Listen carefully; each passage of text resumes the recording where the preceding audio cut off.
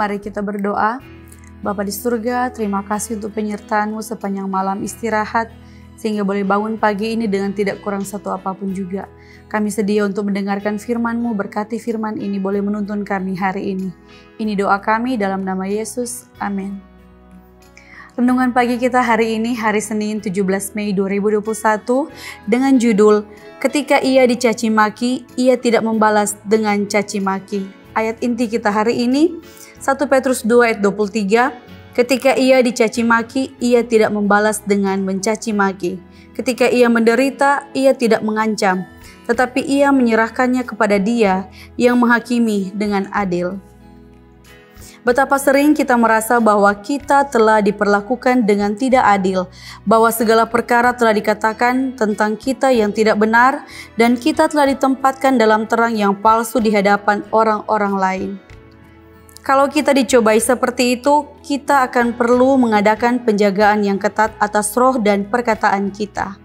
Kita perlu memiliki kasih Kristus agar kita jangan menyayangi roh yang tidak mau mengampuni. Janganlah kita berpikir bahwa kecuali orang-orang yang telah menyakiti hati kita mengakui kesalahannya, kita pun dibenarkan dalam menahan dari mereka pengampunan kita. Seharusnya lah kita tidak menumpuk kesusahan kita, menyimpannya dalam hati kita sampai orang yang kita pikir bersalah itu merendahkan hatinya oleh pertobatan dan pengakuan.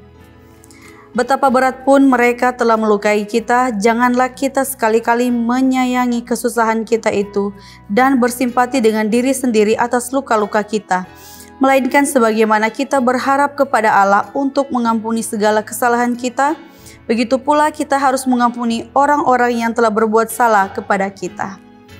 Bila mana kita dicerca, betapa kuatnya penggodaan untuk membalas dengan cercaan, tetapi dalam melakukan ini kita menunjukkan diri kita sama jahatnya dengan orang yang mencerca itu. Kalau tergoda untuk mencerca, berdoalah dalam hati agar Allah memberikan kepadamu anugerahnya dan menjaga supaya lidah berdiam. Yesus telah memberikan kepada kita suatu teladan bahwa kita harus mengikuti jejaknya dan menyatakan belas kasihan dan cinta serta kebajikan terhadap semua orang. Marilah kita mempertumbuhkan suatu roh pemurah, roh kesabaran dan kelemah lembutan, berbelas kasihan terhadap orang-orang yang ketika di bawah penggodaan telah berbuat kesalahan yang besar terhadap kita.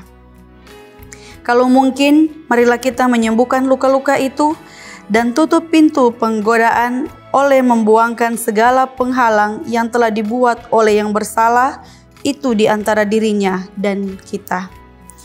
Tuhan senang mencurahkan berkat-berkat-Nya atas mereka yang mau menghormati Dia, yang mau menyatakan kemurahan-Nya dan menunjukkan bahwa mereka menghargai kasih-Nya kepada mereka oleh menyatakan sifat yang sangat ramah kepada orang-orang yang di sekitar mereka.